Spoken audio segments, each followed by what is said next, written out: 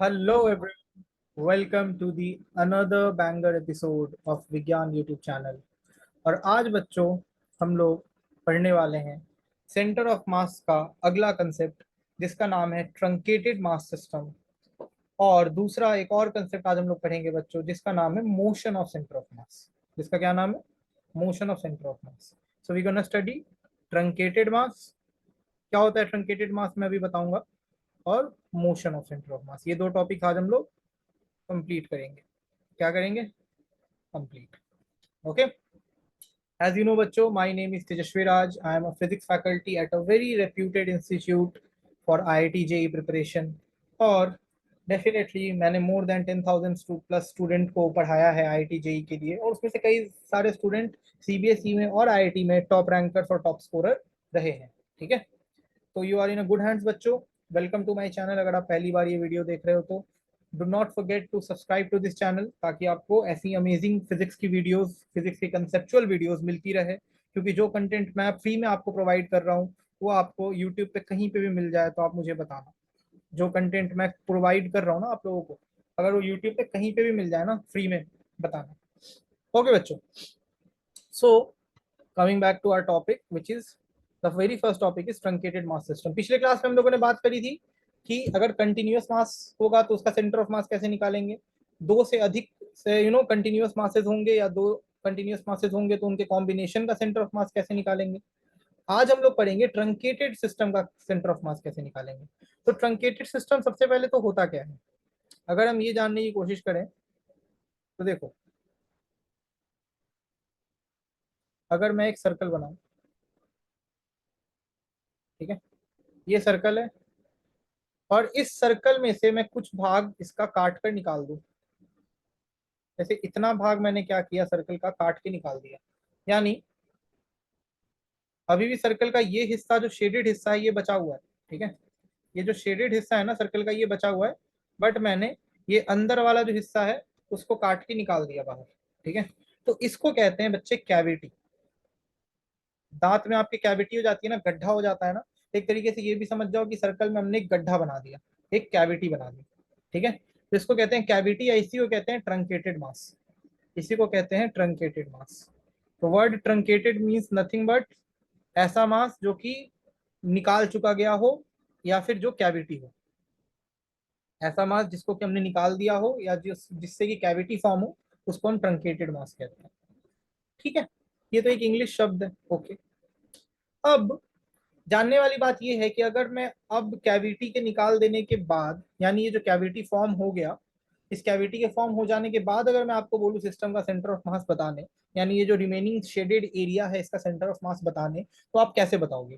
ठीक है, तो आप करोगे क्या कि देखो, जो ये वाला एरिया है ना, जो शेडेड एरिया है अभी भी बड़ा वाला स्फीयर, उसके सरफेस एरिया को आप प्लस, उसकी डेंसिटी को आप प्लस रो मान लो।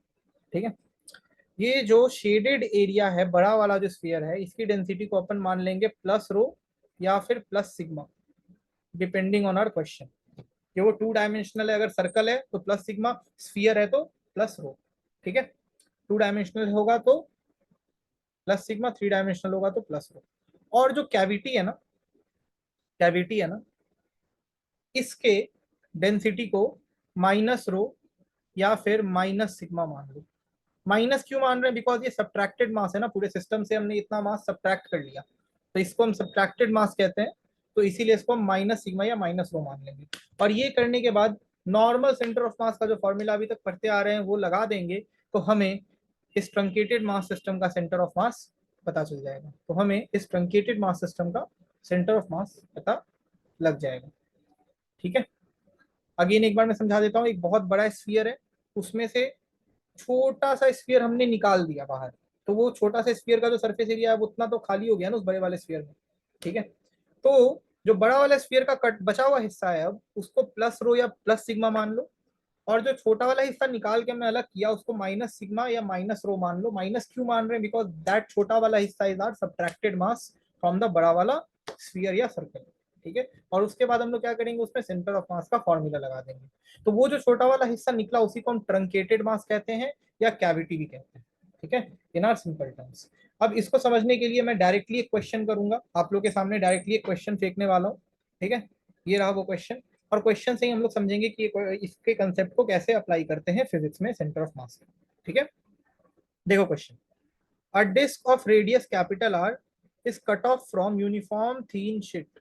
ओके, एक डिस्क है जिसका रेडियस आर है, उसको हमने एक uniform thin sheet of metal से कट किया है। ठीक है, a circular hole of radius r by 2 is now cut out from that disk। अब उस डिस्क में से एक r by 2 रेडियस का सर्कुलर होल हमने कट कर दिया। ठीक है, with the hole being tangent to the rim of the disk।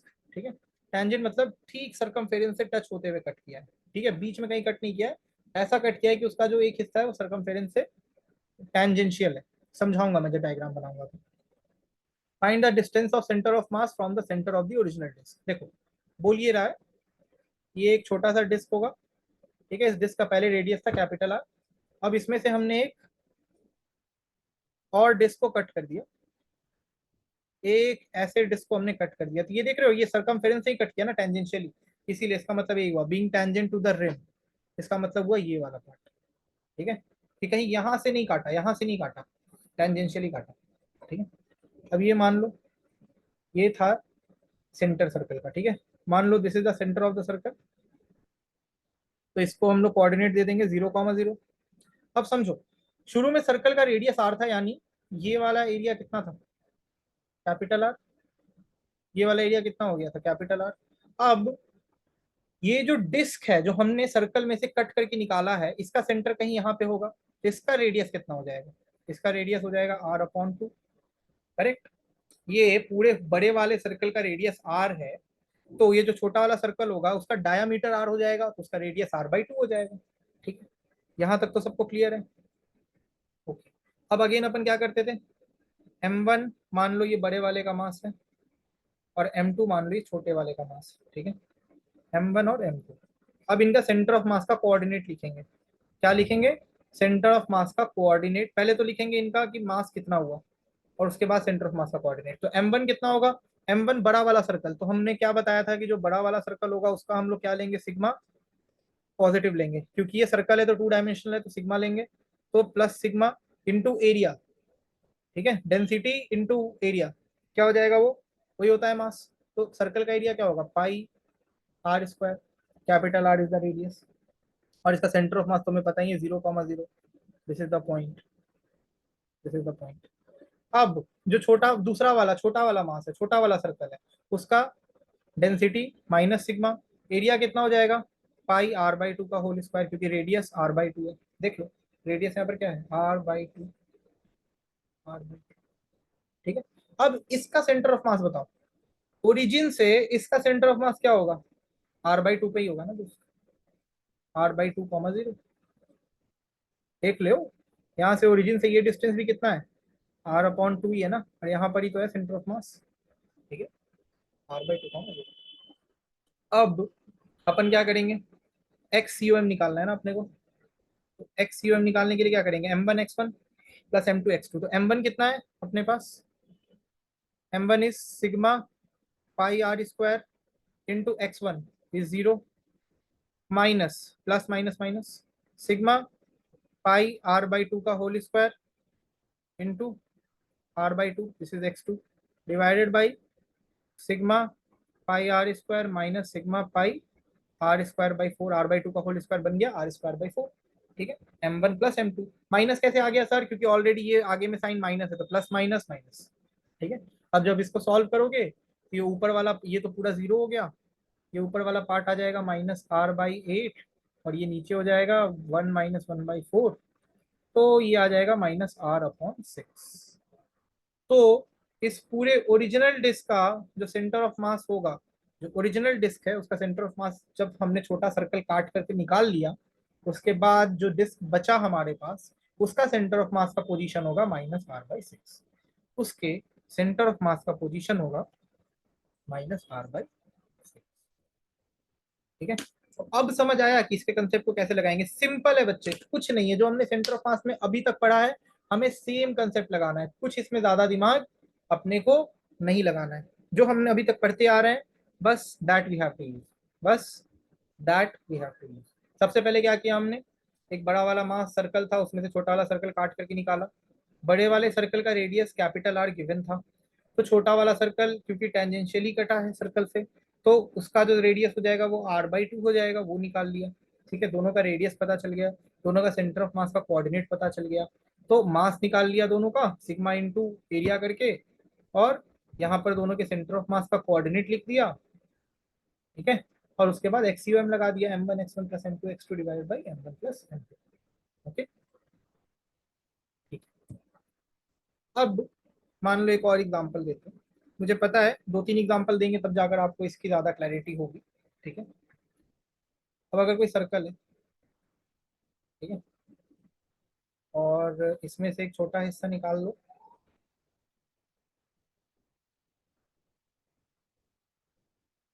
ऐसा।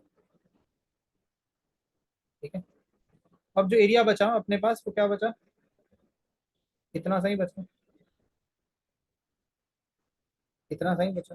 ठीक है, मान लो कि ये जो C1 है ये बड़े वाले सर्कल का सेंटर है, और C2 जो है छोटे वाले सर्कल का सेंटर है। मैं यहाँ पे लिख देता हूँ।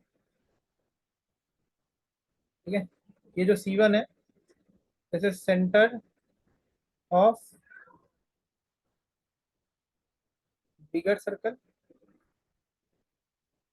और C2 जो है वो है सेंटर ऑफ कैविटी या फिर ट्रंकेटेड मास, जो मास निकला। ठीक है, C1 is the centre of smaller और bigger circle and C2 is the centre of cavity या ट्रंकेटेड मास। ठीक है, और ये एक स्फीयर है, चलो इसको मान लेते हैं स्फीयर, मान लेते हैं, 3 डायमेंशनल एग्जांपल देता हूँ, हटाओ, सर्कल नहीं कर देते हैं इसको, स्फीयर करते हैं।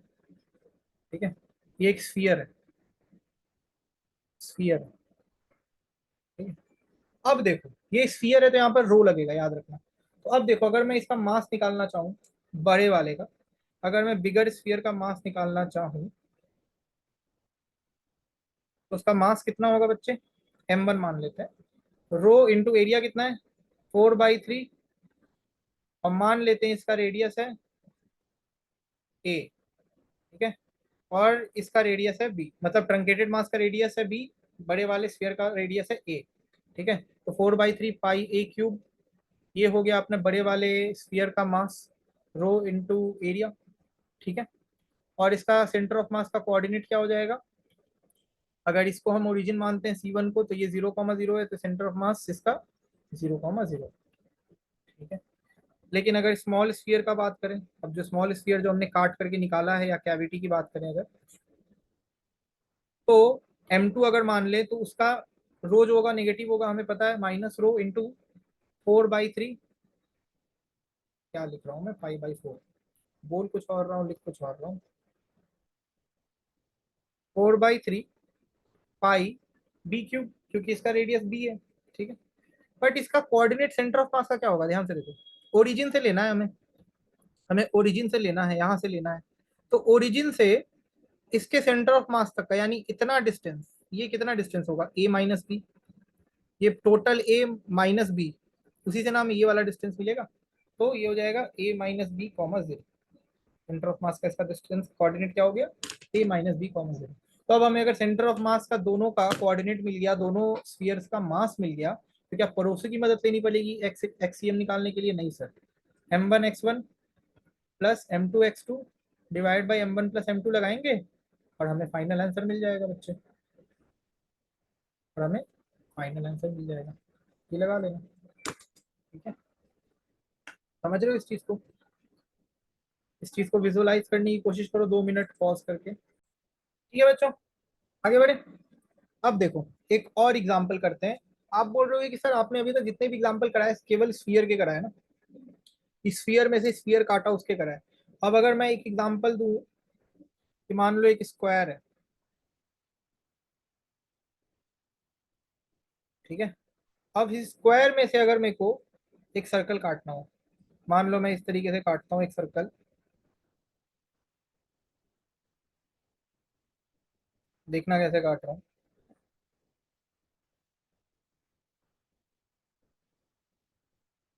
ये मैंने डॉटेड लाइन इसीलिए बनाई ताकि ढंग का सर्कल बन सके। ठीक है, तो मैंने अब इस स्क्वायर में से ये सर्कल काट लिया, तो अपने पास बचा क्या, कितने पोर्शन बच गए, ये इतने पोर्शन अपने पास बच गए, ये वाला एरिया भी बचा, ठीक है। और ये पोर्शन जो भी रेड से है ना, ये पोर्शन हमारे पास बच गया, ठीक है। अब मान लेते हैं कि ये था सेंटर ऑफ द स्क्वायर, ठीक है, और इसको मान लेते हैं 0,0, ठीक है। ये था सेंटर ऑफ द स्क्वायर, इसको मान लेते हैं 0,0। स्क्वायर का लेंथ है साइड का L, side length is L, side length is L, ठीक है। ये हो जाएगा L/2, ठीक है। तो इसका रेडियस कितना हो जाएगा छोटे वाले सर्कल का? अगर इसका डायमीटर L/2 तो इसका रेडियस L/4। यहाँ तक तो किसी को कोई दिक्कत नहीं होगी, ठीक है। अब अगर स्क्वायर का हमें मास निकालना है, ठीक है, मान लो m1 है मास, तो सिग्मा, क्योंकि 2 डायमेंशन, इंटू एरिया कितना होता है स्क्वायर का, लेंथ, साइड लेंथ का स्क्वायर, यानी L², ठीक है। सर्कल जो हमने ट्रंकेट किया उसका मास निकालना है, तो minus sigma into pi R², मतलब L/4 का होल स्क्वायर, ठीक है। स्क्वायर का centre of mass is 0,0, circle का सेंटर ऑफ मास का कोऑर्डिनेट क्या होगा, जल्दी बताओ। देखो यहां से ओरिजिन से, ये ओरिजिन है, ये वाई, ये एक्स एक्सिस, ये नीचे वाला वाई एक्सिस, ठीक है। तो ये अगर कोई पॉइंट है तो ये नेगेटिव एक्स और नेगेटिव वाई में लाई कर रहा है, -L/4, -L/4, ये हो गया सेंटर ऑफ मास दोनों का। फिर से एक्सप्लेन कर देता हूँ अगर नहीं समझ आया होगा तो। देखो ये अपना सेंटर ऑफ मास का ओरिजिन है 0,0, तो हम लोग यहीं से किसी और ऑब्जेक्ट का सेंटर ऑफ मास भी निकालेंगे। तो अब अगर इधर साइड जाएंगे तो ये नेगेटिव एक्स एक्सिस है, और नीचे जाएंगे तो नेगेटिव वाई एक्सिस है। तो ये जो पॉइंट है ये नेगेटिव एक्स और नेगेटिव वाई वाले ही प्लेन में लाई कर रहा है ना, ये वाला पॉइंट। तो ये वाले पॉइंट का कोऑर्डिनेट क्या हो जाएगा, अगर ये लेंथ है L/4 और ये भी लेंथ अगर L/4 है, क्योंकि रेडियस ही सर्कल का L/4 है, तो -L/4 -L/4। अब हमें दोनों का मास पता है, दोनों का सेंटर ऑफ मास पता है, तो क्या पड़ोसी की मदद लेनी पड़ेगी एक्सीएम निकालने के लिए? नहीं सर, अगेन सेम फॉर्मूला लगाएंगे, m1x1 plus m2x2 divided by 100%। तो देख लो, अगर दो स्फीयर ना हो, मान लो एक स्क्वायर हो एक सर्कल हो, वॉट एवर, तो उसको कैसे सॉल्व करते हैं ये भी आप समझ गए, ये भी आप समझ गए, ठीक है। इस तरीके से करेंगे। तो ट्रंकेटेड मास बेसिकली है आसान चीज, थोड़ा सा विजुअलाइजेशन, थोड़ी सी ज्योमेट्री की नॉलेज होनी चाहिए, बाकी कोई मेहनत का काम नहीं है, ठीक है। Let us do this question. A circular plate of uniform thickness has a diameter of 56 centimetre. एक सर्कुलर प्लेट है जिसका शुरू का डायमीटर दिया हुआ है 56 सेंटीमीटर, ठीक है। शुरू में डायमीटर कितना इसका गिवन है, 56 सेंटीमीटर, इस पूरे प्लेट का, यानी इसका यहाँ से लेके यहाँ तक का, ठीक है। एक सर्कुलर पोर्शन जो है 42 सेंटीमीटर का, यानी ये डिस्टेंस है 42 सेंटीमीटर, इतने 42 सेंटीमीटर डायमीटर का एक सर्कल हमने उसमें से कट कर लिया, इस टोटल सर्कल से, ठीक है। उसके एक एज से निकाल दिया, तो सेंटर ऑफ मास का पोजीशन बताओ रिमेनिंग पोर्शन का। जो रिमेनिंग पोर्शन बचा, यानी जो शेडेड पोर्शन है, उसका सेंटर ऑफ मास बताना है। सेम तरह का क्वेश्चन है, कोई ज्यादा भारी भरकम क्वेश्चन तो है नहीं, ओके।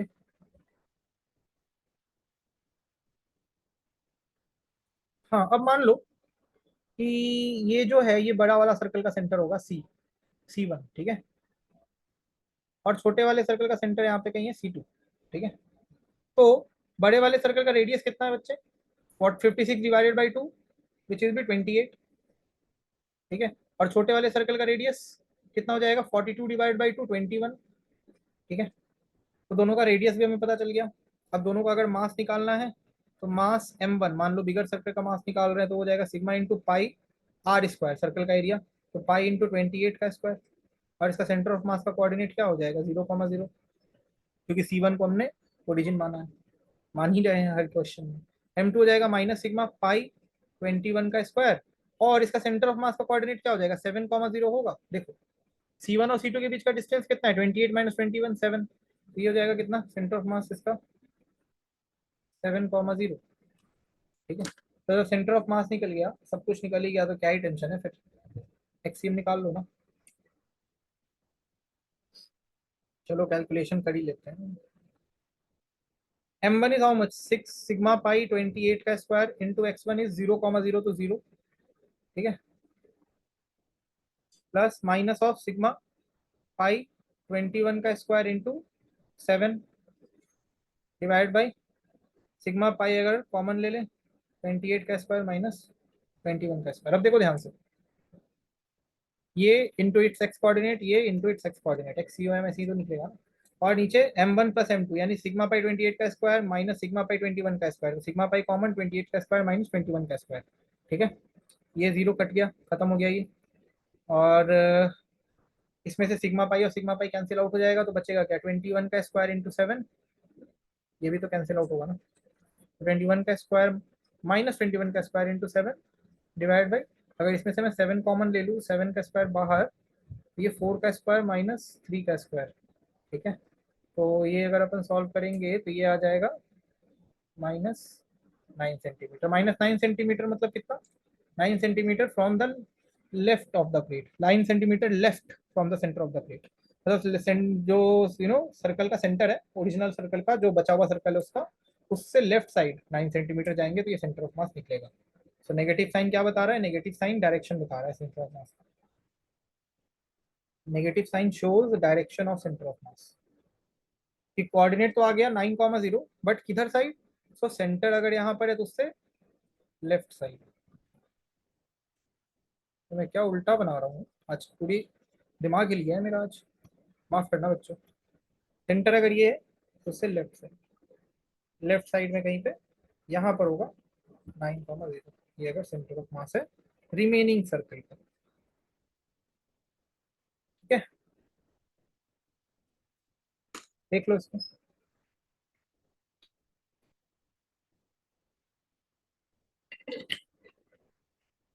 आई थिंक तो वेरी इजी, बट अगर आप लोग को मुश्किल लग रहा है तो गो थ्रू इट वंस, एक बार वीडियो पॉज करके।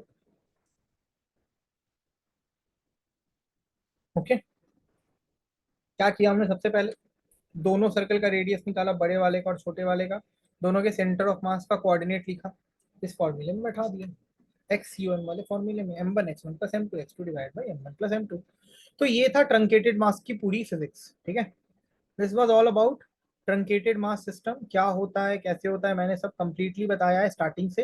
कहीं पे भी डाउट हो आप मुझे पूछिए, कमेंट सेक्शन में पूछ सकते हैं, या फिर मैं अपना टेलीग्राम आईडी भी दे देता हूँ, यहाँ पे लिख देता हूँ मेरी टेलीग्राम आईडी। ठीक है, एक मिनट देख लेने दो, मैं खुद भूल जाता हूँ यूजर नेम ना अपने टेलीग्राम का कभी कभी, तो मेरे को एक बार चेक करना पड़ेगा ना कि मेरे टेलीग्राम का यूजर नेम क्या है। इट इज @तेजस्वी राज 010, ये मेरा टेलीग्राम है। ठीक है, इस पे आप मेरे को मैसेज कर दो अपना डाउट, मैं देख लूँगा, नथिंग फैंसी। चलो स्टार्ट करें फिर आज का topic, next topic, which is what, which is what, motion of centre of mass, which is what, motion of centre of मास। अब देखो सेंटर ऑफ मास के मोशन का मतलब क्या है, बहुत सिंपल मतलब है, समझो इस चीज को। हम लोग आरसीएम लिखते हैं ना, position vector of centre of मास, कैसे लिखते थे, m1 r1 plus m2 r2 divided by m1 प्लस m2। अब अगर इसी को मैं एक बार टाइम के रिस्पेक्ट में डिफ्रेंशिएट कर दूं, ये आरसीएम अपने को क्या दे देगा, वीसीएम दे देगा। इसी को अगर मैं एक बार टाइम के रिस्पेक्ट में डिफ्रेंशिएट कर दूं, differentiating with respect to time, ये क्या दे देगा, वीसीएम। तो वीसीएम क्या हो जाएगा, m1 v1 plus m2 v2 divided by m1 प्लस m2। अब अगेन अगर मैं इस वीसीएम को अगेन टाइम के रिस्पेक्ट में डिफ्रेंशिएट कर दूं, ठीक है, डीवी बाई डी टी, तो ये क्या दे देगा, एसीएम दे देगा। एसीएम क्या हो जाएगा, m1 a1 plus m2 a2 divided by m1 प्लस m2। ठीक है, अब ये क्योंकि तीनों वेक्टर क्वांटिटीज हैं तो इसीलिए उन पे ऊपर एरो हेड लगा रखा है हमने, बाकी तो बात कोई मुश्किल की है नहीं, बाकी तो बात सब सेम है। ठीक है, आरसीएम वीसीएम और एसीएम, ये अपना मोशन आ गया सेंटर ऑफ मास का। ठीक है, यही फॉर्मूला, इसके अलावा इस कंसेप्ट में कुछ है ही नहीं। बिलीव मी और नॉट, आप बिलीव नहीं करोगे, बट इसके अलावा इस कंसेप्ट में कुछ है ही नहीं। बस अगर ये तीन फॉर्मूले आपको याद है ना, ये तीन फॉर्मूले अगर आप याद रखते हो ना, तो दिस इज 100%, इससे ज्यादा और कुछ करने की जरूरत है ही नहीं। ठीक है, आप देखोगे इससे हम सारे क्वेश्चन करेंगे इन तीनों फॉर्मूले से, आसान से आसान, हार्ड से हार्ड, कॉम्प्लिकेटेड से कॉम्प्लिकेटेड, पीवाईक्यू से पीवाईक्यू, सब करेंगे। ठीक है, ओके। जैसे एक एग्जांपल अगर ले, कि मान लो एक पुली है। ठीक है, इसके एक तरफ 4 किलो का मास है, दूसरे तरफ अगर 6 किलो का मास है। ठीक है, एक तरफ मान लो 4 किलो का मास है, दूसरे तरफ 6 किलो का मास है। पूछ रहा है find acceleration of centre of mass. Centre of मास का एक्सेलरेशन क्या होगा? सेंटर ऑफ मास का एक्सेलरेशन क्या होगा? सबसे पहले तो मुझे फ्री बॉडी डायग्राम अगर मैं बनाऊं, ठीक है, तो इसके नीचे 60 न्यूटन, इधर भी नीचे 40 न्यूटन। ठीक है, अगर हमें एक्सेलरेशन बताना है सिस्टम का, तो पुली ब्लॉक सिस्टम का एक्सेलरेशन के लिए हम क्या करते थे, याद है? Sum of unbalanced force divided by total mass. Sum of unbalanced force, तो unbalanced force is how much, 60 minus 40 divide by total mass, 6 plus 4 10। ये आ जाएगा 2 मीटर पर सेकेंड स्क्वायर। तो ये अपने को पूरे सिस्टम का एक्सेलरेशन आ गया। तो मान लेते हैं कि ये नीचे 2 मीटर पर सेकेंड स्क्वायर से जा रहा होगा, कि ऊपर 2 मीटर पर सेकेंड स्क्वायर से जा रहा होगा। ठीक है, ओके। अब अगर सेंटर ऑफ मास का एक्सेलरेशन निकालना है तो क्या करेंगे? नाउ अगर हमें ए सी ओ एम निकालना है बच्चे, तो M1 A1 है ना, M1 is how much, 6 kg के मास को मान लो M1 मानते हैं। ये नीचे जा रहा है, मान लो ये एक्सिस है, ये एक्स एक्सिस के नेगेटिव साइड में, नेगेटिव वाई एक्सिस में है। तो 6 इंटू बी हो जाएगा -2, plus 4 into 2 divide by M1 + M2, 6 + 4। Solve कर लेना, you will get -0.4 metre per second square. This will be the acceleration of centre of mass. This will be the acceleration of centre of. Okay, am I clear? Very good. तो देख रहे हो इस question को हमने कितनी आसानी से कर दिया, कोई दिमाग लगाया क्या हमने? जो फॉर्मूला था उसको बैठाया और उसी से क्वेश्चन बन गया, उसी से क्वेश्चन अपना रेडी हो गया। ऑब्जर्व करो इसको, थोड़ा थोड़ा ऑब्जर्व करो, 1 minute, pause the video and observe.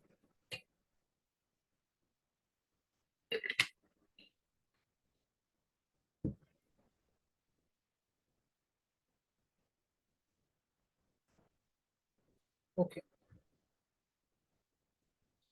अब अगर मैं आपसे बोलूं, एक चीज समझना, ठीक है, ये ग्राउंड है। ठीक है, यहां से हमने एक बॉल को उछाला, एक बॉल को हमने उछाला, वो अप टू सर्टेन हाइट गया होगा। ठीक है, तो अगर हम बॉल को उछालते हैं तो वो कितना हाइट ऊपर जाता है, इसका फॉर्मूला तो हमें मालूम ही है ना, capital H is equal to U² / 2G। ये फॉर्मूला तो हमें पता ही है, where U is the initial velocity, G is the acceleration due to gravity. अब अगर मैं आपसे पूछूं कि सिचुएशन मान लो कुछ ऐसा हो कि दो ऑब्जेक्ट्स हो। ठीक है, मान लो इसका मास है 2 kg, इसका मास है 4 kg। ठीक है, दोनों को हमने सर्टेन वेलोसिटी से उछाला, 2 kg वाले को 10 मीटर पर सेकेंड से उछाला, 4 kg वाले को 12 मीटर पर सेकेंड से उछाला। ठीक है, तो अब इसके सिस्टम का मैं आपसे 2-3 सवाल पूछूंगा यहाँ पे। पहला सवाल मैं आपसे ये पूछूंगा कि ऑब्जेक्ट ए मैक्सिमम कितना हाइट पे जाएगा, ये बताना। सेकंड सवाल मैं आपसे पूछूंगा ऑब्जेक्ट बी कितने मैक्सिमम हाइट पे जाएगा, ये बताओ। और थर्ड पूछूंगा कि सेंटर ऑफ मास दोनों का, अगर दोनों ब्लॉक को या दोनों बॉल्स को हम एक सिस्टम मान लें, तो एक सिस्टम मानने के बाद जो सिस्टम का सेंटर ऑफ मास होगा वो कितना हाइट ऊपर जाएगा, सेंटर ऑफ मास का मैक्सिमम एच क्या होगा। ये 3 सवाल अगर मैं आपसे पूछूं तो आप कैसे बताओगे? बहुत सिंपल है, पहला वाला HA × मैक्स। HA max क्या होगा? U² / 2G लगाएंगे, तो U² is how much for ball A, 10 metre per second, which is 10 × 10 100/20, which is nothing but 5 meters। HB max, तो 12 का square is 144 divided by 2 × 10 20, so 144 divided by 20 is nothing but 7.2 metre. अब अगर हमें maximum height निकालनी है centre of मास की, अब अगर हमें मैक्सिमम हाइट निकालनी है सेंटर ऑफ मास की इन दोनों सिस्टम की, ठीक है,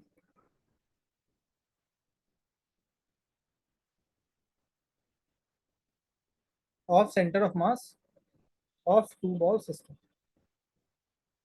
टू बॉल्स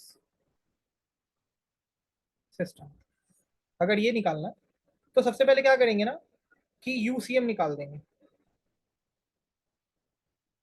कि सेंटर ऑफ मास की इनिशियल वेलोसिटी कितनी होगी। तो यूसीएम क्या हो जाएगा बच्चे, what is UCM, m1u1 plus m2u2 divide by m1 प्लस m2। अरे एम यूसीएम क्या हो जाएगा, यूसीएम बीसीएम ही तो है ना, वेलोसिटी तो है यूबी।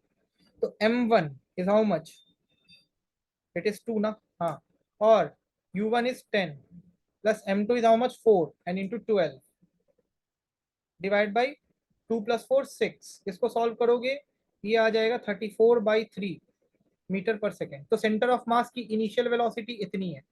अगर तो अगर हमें टोटल हाइट या मैक्सिमम हाइट निकालना है तो हम क्या करेंगे, maximum height of centre of मास के लिए सेम फॉर्मूला यूज करेंगे जो हम नॉर्मली मैक्सिमम हाइट के लिए करते हैं, which is you centre of मास का whole square divided by 2g।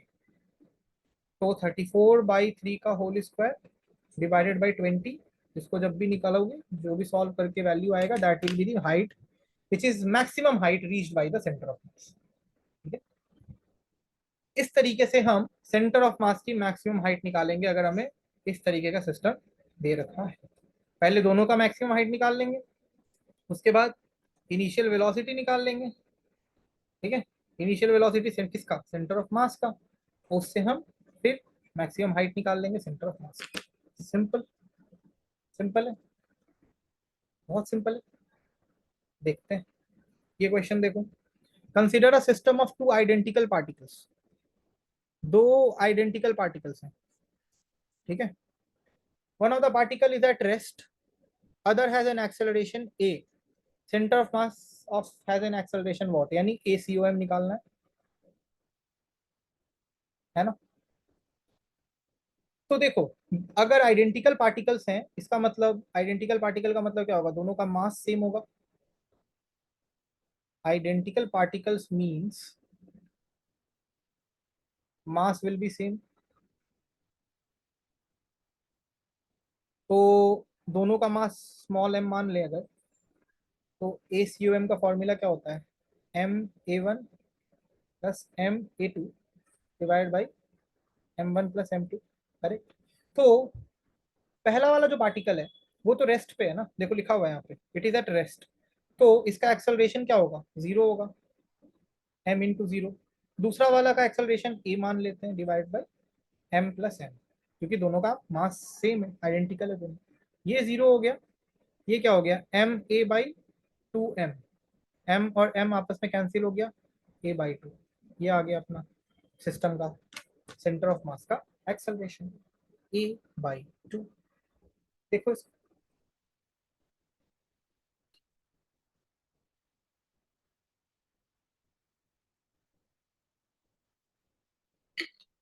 पूरे सेंटर ऑफ मास चैप्टर में अगर कोई सबसे आसान टॉपिक है तो वो वही है जो अभी आपको मैं पढ़ा रहा हूँ, which is motion of centre of mass. ये सबसे आसान टॉपिक है पूरे सेंटर ऑफ मास टॉपिक का, चैप्टर का। ठीक है, हाँ, दो पार्टिकल्स हैं, एक का मास है 2 kg, दूसरे का मास है 4 kg, they are approaching towards each other with an acceleration of 1 metre per second square and 2 metre per second square respectively. एक 2 kg का मास है और एक 4 kg का मास है, ये 2 kg वाला मान लो, ये 4 kg। ठीक है, एक दूसरे को अप्रोच कर रहे हैं, एक अप्रोच कर रहा है 1 मीटर पर सेकेंड स्क्वायर से, दूसरा वाला अप्रोच कर रहा है 2 मीटर पर सेकेंड स्क्वायर से। ठीक है, on a smooth horizontal surface, यानी कोई फ्रिक्शन नहीं है। तो acceleration of centre of mass of system, यानी दोनों को मिलाकर जो सिस्टम बनेगा, दोनों पार्टिकल्स को मिलाकर, उसके सिस्टम का सेंटर ऑफ मास का एक्सेलरेशन क्या होगा, ये पूछा जा रहा है आपसे। ठीक है, मान लो अगर कोई पार्टिकल इधर कर रहा है एक्सेलरेट तो उसको पॉजिटिव, और अगर इधर कर रहा है तो उसको नेगेटिव। ओके, साइन कन्वेंशन भी मैंने आप लोगों को बता दिया। तो अब ACOM अगर लगा दें तो m1 2 kg into A1, A1 is how much 1, minus हो जाएगा क्योंकि ये नेगेटिव एक्स एक्सिस में मूव कर रहा है, M2 4 kg into A2 is 2 metre per second square divide by M1 प्लस M2 which is nothing but 2 + 4। तो ये क्या हो जाएगा 2 - 8/6 यानी -1 मीटर पर सेकेंड स्क्वायर। तो ये आ गया एक्सेलरेशन सेंटर ऑफ मास का ऑफ द सिस्टम। बस इतना ही है। आपको क्या लगा था ये टफ होगा बहुत? कुछ भी टफ नहीं है दोस्त, इस दुनिया में कुछ भी टफ नहीं है अगर आप फिजिक्स को फील कर पाते हो तो। ठीक है, और फॉर्मूले याद रखते हो। क्लियर, कूल है। ठीक है, हम लोग तो अभी तक सेम ही फॉर्मूला लगा रहे हैं हर जगह पे, कोई नया कंसेप्ट तो है नहीं। अब आओ इधर देखो, एक पुली है जो कि फिक्स्ड है सीलिंग से, ऑब्वियस सी बात है, नहीं तो गिर जाएगा पुली। ठीक है, it is carrying a string with block of mass small m, ठीक है, एंड 3m। दो मासेस हैं, एक m मास है एक 3m मास है, उसको ये पुली कैरी कर रहा है एक स्ट्रिंग के थ्रू। ठीक है, which is attach to its ends. ठीक है, masses of string and pulley are negligible, pulley और स्ट्रिंग के मास को हम नेग्लिजिबल मान रहे हैं। जब सिस्टम को उसके इक्विलिब्रियम पोजीशन से रिलीज करवाएंगे तो सेंटर ऑफ मास कितने एक्सेलरेशन से मूव करेगा। अगेन हमें क्या पूछा जा रहा है, ACOM पूछा जा रहा है, करेक्ट। तो सबसे पहले तो डायग्राम बना लेते हैं। ये अपना एक पुली होगा, एक तरफ मास स्मॉल m, एक तरफ मास 3m।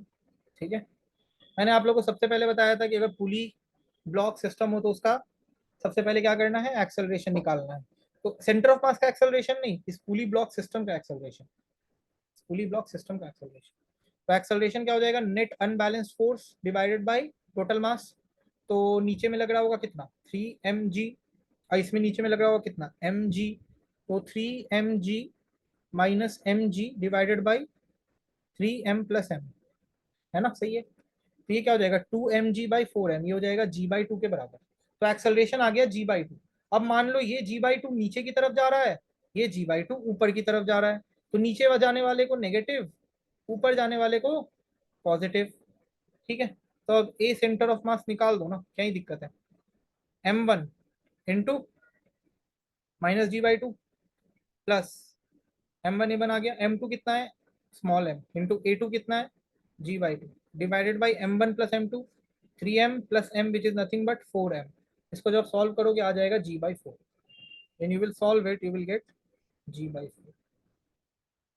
किधर, अपवर्ड्स कि डाउनवर्ड्स, पॉजिटिव आ रहा है या नेगेटिव आ रहा है, तो it will be -g/4, it will be -g/4। -g/4 का मतलब क्या कि नेगेटिव डायरेक्शन, सेंटर ऑफ मास कहाँ मूव कर रहा होगा, एक्सेलरेट कर रहा होगा नेगेटिवली नीचे, -g/4 metre per second square acceleration. ठीक है, तो ये पुली वाला क्वेश्चन तो बहुत आसान है, इसमें तो कोई दिक्कत नहीं होगी। ओके, आगे बढ़े। अब ऐसे सिस्टम का एक्सेलरेशन बताओ सेंटर ऑफ मास का। देखो ध्यान से ये सिस्टम को, ठीक है, इसमें एक हॉरिजॉन्टली एक्सेलरेट कर रहा है और एक body downwards, vertically downwards accelerate कर रहा है, करेक्ट है ना। एक बॉडी कहाँ एक्सेलरेट कर रहा है हॉरिजॉन्टली, और एक बॉडी कहाँ एक्सेलरेट कर रहा है वर्टिकली डाउनवर्ड्स। सीरी ने नो बोल दिया, पता नहीं क्यों। ठीक है, तो इसको मान लेते हैं आई कैप, और इस नीचे वाले को मान लेते हैं -j कैप, है ना। और अब लिखते हैं, पहले तो मैंने आप लोग को 1000 बार बताया है कि जब पुली ब्लॉक सिस्टम हो तो हम सबसे पहले सिस्टम का एक्सेलरेशन निकालेंगे।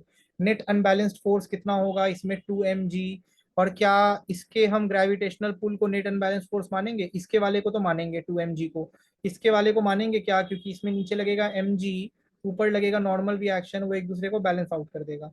तो इसमें कोई अनबैलेंस्ड फोर्स लग नहीं रहा, तो the only unbalanced force is 2mg, और total mass is 2m plus m 3m।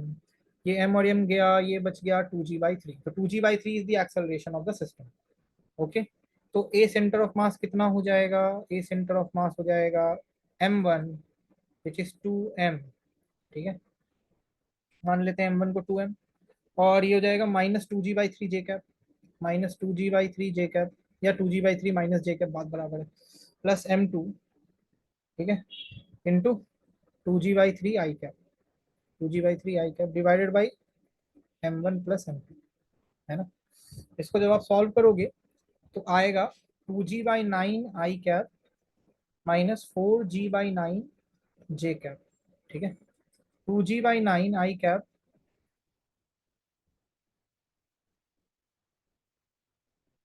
Minus ये 9 है ना, दिस इज 9, जी नहीं है ये, -4g/9 जे cap metre per second square. अब नेट अगर निकालना है तो दोनों का क्या करेंगे, वेक्टर सम, ए नेट सी एम, ये क्या हो जाएगा 2g/9 का होल स्क्वायर प्लस 4g/9 का whole square, I mean -4g/9 तो स्क्वायर के बाद।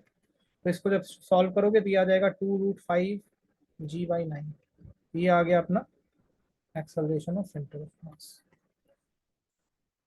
ये क्या है, वेक्टर सम है भैया, resultant resultant resultant of these two vectors है। देख रहे हो वेक्टर हर जगह है। तो ये थोड़ा सा एक डिफरेंट वैरायटी ऑफ क्वेश्चन था, इसीलिए मैंने ये करवा दिया आप लोगों को, ये थोड़ा सा डिफरेंट वैरायटी था। तो दिस इज ऑल इट, खत्म। This is all about motion of centre of मास। इसके अलावा इससे ज्यादा वैरायटी के कोई भी क्वेश्चन आप लोगों से ना ही पूछे जाएंगे, ना ही आज तक पूछे गए हैं सेंटर ऑफ मास, ठीक है। ज्यादा घबराने की बात नहीं है, मैंने सारे वैरायटीज करा दिए हैं। So this is all about it बच्चों। अगेन, अगर आप लोग को लेक्चर पसंद आया होगा, बढ़िया लगा, तो please like this video, subscribe to this channel. और अगर आपको मेरे को टेलीग्राम पे रीच आउट करना है तो मेरा टेलीग्राम है तेजस्वी राज 010। कर दो ना इस पे मैसेज, देख लूंगा आपके डाउट्स। ओके, ये क्या है मेरा टेलीग्राम, ठीक है बच्चों। चलो, bye bye, take care, I will see you in the next one. Thank you very much.